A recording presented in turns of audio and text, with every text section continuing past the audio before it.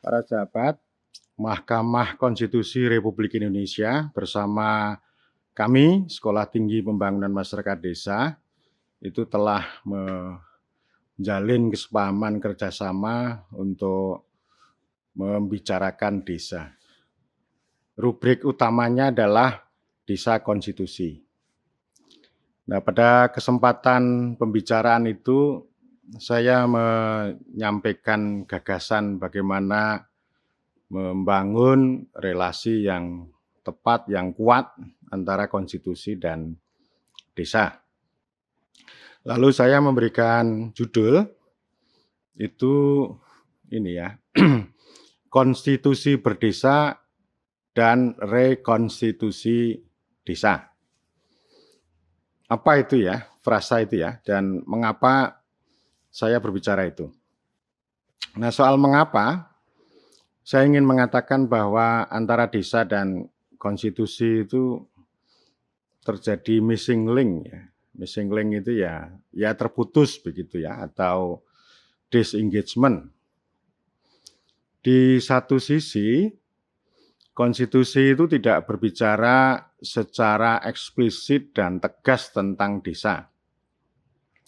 Meskipun pada Undang-Undang Dasar 45 yang versi pertama itu dalam penjelasan itu ada disebut, ada desa, ada kampung, ada nagari, dan seterusnya, yang itu dikaitkan dengan kesatuan masyarakat hukum adat, atau dalam bahasa Belandanya yang sering disebut dengan volk ya, volk itu rakyat pribumi atau penduduk pribumi, Volksgemeinschappen. Jadi pola pemerintahan langsung, pemerintahan tidak langsung di mana urusan-urusan rakyat setempat itu menggunakan perantara lokal, yaitu para kepala desa sebagai pemimpin atau sebagai kepala rakyat pribumi itu tadi.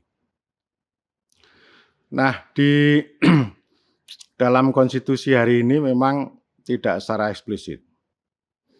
Kita harus membuka kembali risalah sidang MPR 20 tahun yang lalu, 2 dekade yang lalu. Dan di sana memang ada perdebatan sampai pada hari ini. Pertanyaannya, di satu sisi apakah desa itu bisa disebut sebagai kesatuan masyarakat hukum adat, dan di sisi lain, apakah yang disebut dengan kesatuan masyarakat hukum adat itu adalah desa atau sebutan lain, ada kampung, ada nagari, dan seterusnya. Dan memang pada waktu itu suasana kebatinannya MPR itu tidak pengen menggunakan kosakata desa, karena euforia pada waktu itu kan anti jawanisasi, anti seragamisasi. Desa itu sudah terlanjur dicap sebagai merek Jawa. Lalu banyak anggota MPR yang berbicara tentang nagari, tentang kampung, tentang gampong, dan lain-lain.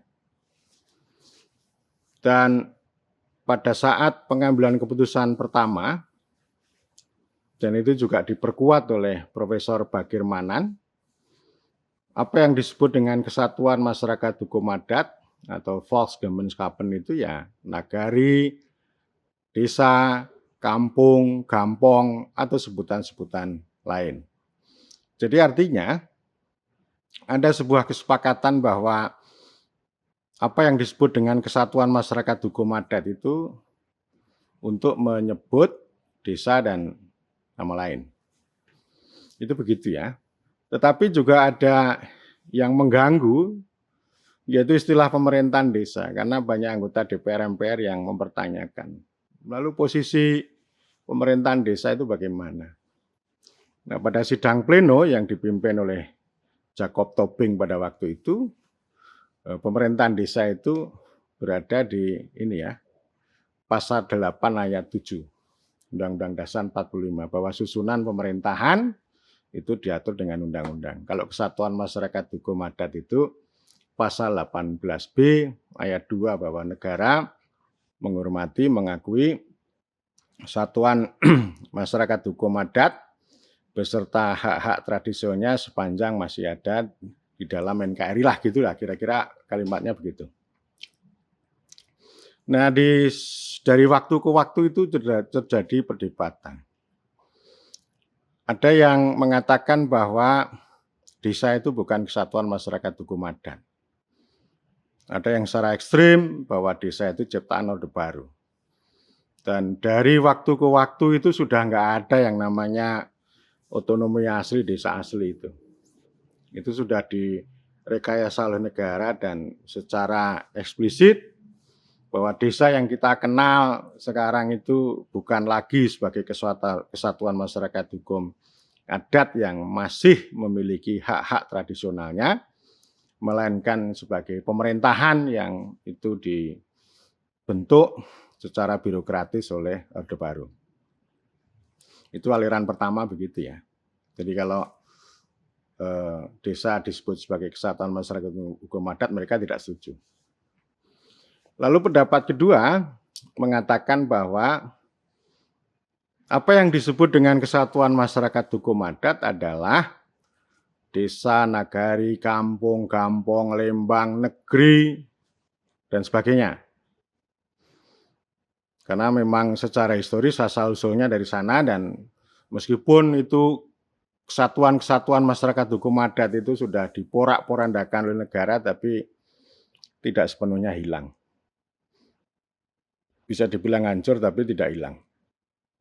Sudah berubah tapi juga ada yang masih berkesinambungan. Dan mereka juga mengatakan bahwa ini kesatuan masyarakat hukum adat, bukan masyarakat adat semata. Jadi artinya kalau berbicara kesatuan masyarakat hukum adat, itu berarti punya teritori, punya organisasi kekuasaan, punya kekayaan, punya masyarakat, dan sebagainya. Ada yang melakukan pembelaan bahwa desa itu, termasuk desa Jawa, itu meskipun sudah diporak-porandakan oleh negara, tetapi karakter kesatuan masyarakat hukum adat bersama hak-hak tradisionalnya itu masih ada. Meskipun tidak 100% gitu ya. Dan itu memang menimbulkan debat yang menarik. Di satu sisi negara itu melakukan penetrasi intervensi ke dalam desa yang tujuannya adalah untuk menghapuskan tadi yang tradisional, tapi juga tidak berhasil. Sehingga saya sering mengatakan begini, negara itu tidak pernah berhasil sepenuhnya menyerap, mengintegrasikan desa ke dalam tubuh negara, kecuali menghisapnya. Jadi desa itu dihisap oleh negara. Di sisi lain, negara itu juga tidak pernah berhasil masuk secara efektif atau melakukan penetrasi secara efektif ke dalam tubuh desa, kecuali menindas. Jadi di satu sisi ini desa itu dihisap itu ya diambil entah itu hasil bumi, kemudian juga entitasnya, lalu tenaga kerja gitu. Pada sisi yang lain ya negara itu masuk entah melalui aturan atau pembangunan atau proyek dan sebagainya. Tapi sifatnya menindas, yang satu menghisap, yang satu menindas. Ketika masuk itu menindas, ketika memasukkan itu menghisap. Ya itu pendapat kedua. Pendapat ketiga ya pakai aliran tadi, aliran pemerintahan desa. Pakai pasal 18 ayat 7. Cara pandang ini mengatakan bahwa desa itu menjadi bagian dari pemerintahan daerah, bukan lagi sebagai kesatuan masyarakat hukum. Jadi ini semata-mata berbicara pemerintahan. Desa sebagai entitas, desa yang memiliki lokalitas, kehidupan dan representasi itu diabaikan. Jadi ini ngomong aspek-aspek administrasi pemerintahan sama seperti penguasa kolonial itu punya istilah dorps, bestur. Jadi zaman dulu itu ada hibrid ya, ada campuran desa itu di satu sisi sebagai Volksgemeinschappen, artinya desa sebagai kesatuan masyarakat hukum pribumi itu punya kuasa, punya kewenangan, punya hak untuk mengatur dan mengurus rumah tangganya sendiri. Tetapi posisi Dorpsbestur itu artinya ya desa itu harus tunduk pada bupati, pada birokrasi yang lebih atas. Kalau bahasa sekarang ya ini kepalanya dilepas, tapi ekornya dipegang. Dan itu menimbulkan masalah sampai hari ini. Pemahaman seperti itu ya. Masih ada banyak memahami desa itu hanya dari sudut pemerintahan dalam pengertian warisan Dorpsbestur kolonial. Bukan pemerintahan dengan spirit republik yang kita kenal dalam konstitusi. Gitu. Nah ini artinya ya konstitusi itu apa? Maksud saya tidak secara eksplisit, tidak secara tegas. Jadi artinya menimbulkan perdebatan yang panjang lebar. Meskipun undang-undang desa itu sudah lahir dan ini dilahirkan dari proses perdebatan, proses dialektika dan artinya ada kesepakatan itu artinya sebenarnya konstitusi itu. Tapi kan terus-menerus itu ditafsirkan, diperdebatkan. Ada juga yang mengatakan bahwa undang-undang desa itu inkonstitusional. Ya biarkanlah itu ya. Nah, maksud saya ini poin pertamanya begitu. Di sisi lain, ya desa itu tidak berkonstitusi. Ya, dalam tanda petik ya. Kenapa? Yang bolak-balik sudah saya katakan bahwa ya cara mengatur ini ya dari atas ya, dari atas ke bawah, itu cara memandang, memikirkan, mengatur desa itu tidak sesuai dengan nilai-nilai konstitusi. Tapi dengan proyek SDGs, proyek dana desa, lalu prioritas dan sebagainya itu adalah nalar-nalar proyek yang jauh dari prinsip konstituen, konstitusionalisme, dan konstitusi. Itu proyek-proyek aja lah. Nah sekarang ini desa itu seperti itu. Hanya pokoknya intinya adalah uang, proyek, data, administrasi, laporan. Lalu nilai-nilai seperti daulat, adil, makmur itu tidak disuntikkan, tidak ditanamkan ke dalam tradisi berdesa. Semuanya serba proyek.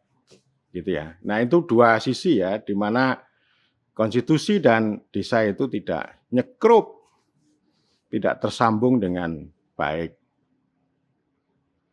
Nah oleh karena itu saya menawarkan yang pertama adalah konstitusi itu berdesa. Jadi artinya konstitusi itu berpihak pada desa.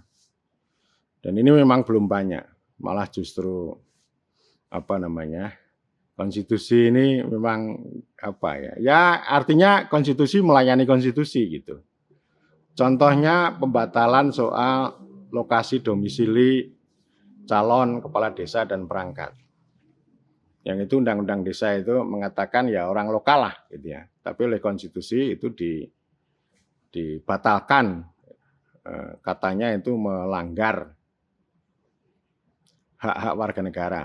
Dan alasan-alasan lain lah, gitu ya. Termasuk alasan bahwa desa itu menjadi bagian dari pemerintahan desa itu menjadi bagian dari pemerintahan daerah.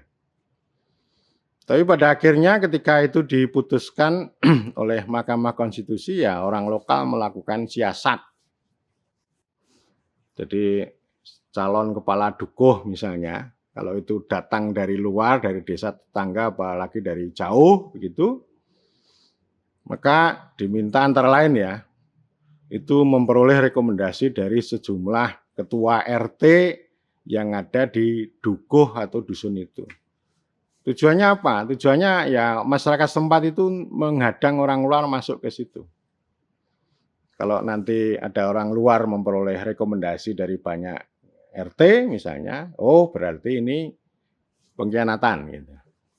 Ada juga kabupaten lain yang menerapkan, oh calon-calon perangkat desa ini harus mengumpulkan sekurang-kurangnya 100 KTP penduduk atau masyarakat setempat. Jadi ini artinya apa ini ya? Konstitusi mengatakan begitu, tapi masyarakat lokal kan bersiasat. Jadi artinya mereka itu tidak menjalankan hukum secara hormat dan bermartabat, tapi dengan siasat. Jadi eksistensi mereka, representasi mereka itu dihadirkan untuk berkata secara berbeda terhadap konstitusi. Ya. Tapi di sisi lain saya mengakui, menghormati keputusan Mahkamah Konstitusi nomor 35 tahun 2014 ketika membatalkan klausul hutan adat dalam Undang-Undang 41 tahun 99 tentang kehutanan. Di dalam undang-undang itu kan dikatakan bahwa hutan adat adalah hutan negara yang berada di wilayah adat. Nah, itu dibatalkan. Artinya ini tetap saja sebagai hutan negara. Artinya tidak ada rekognisi, tidak ada pengakuan terhadap hutan adat. Nah, Mahkamah Konstitusi mengatakan gitu. Itu artinya apa? Konstitusi, Mahkamah Konstitusi itu betul-betul mengakui entitas lokal. Tapi kalau untuk urusan desa itu masih jauh lah. Ya kecuali diekspresikan melalui undang-undang desa itu. Nah, maksud saya ini perlu ditegaskan ya. Bagaimana konstitusi, Mahkamah Konstitusi itu punya kepekaan, punya keberpihakan pada desa. Termasuk yang saya tawarkan adalah bagaimana kita itu memperkuat, melindungi, menghadirkan desa itu kalau ada investasi yang datang. Gagasan saya adalah shareholding yang ini sudah bolak-balik tapi belum diwujudkan.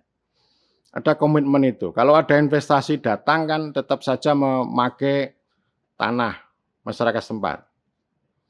Kalau perusahaan ya selalu pengen beli, selesai. Secara hukum kan mereka menang.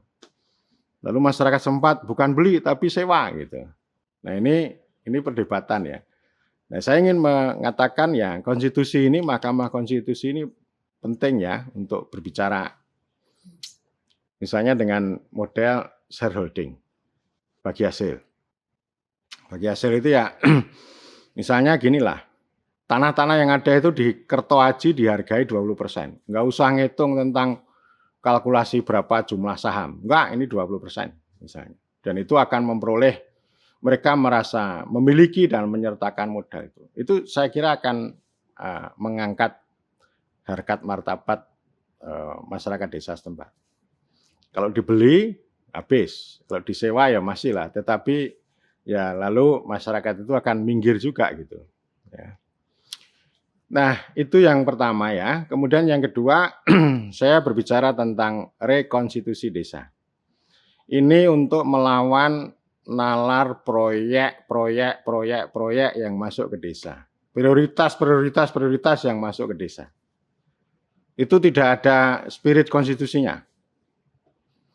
Karena itu bagaimana spirit adil, daulat, adil, makmur itu ya, yang ini memayungi cita-cita undang-undang desa ya. Desa kuat, maju, mandiri, demokratis sebagai landasan untuk keadilan dan seterusnya.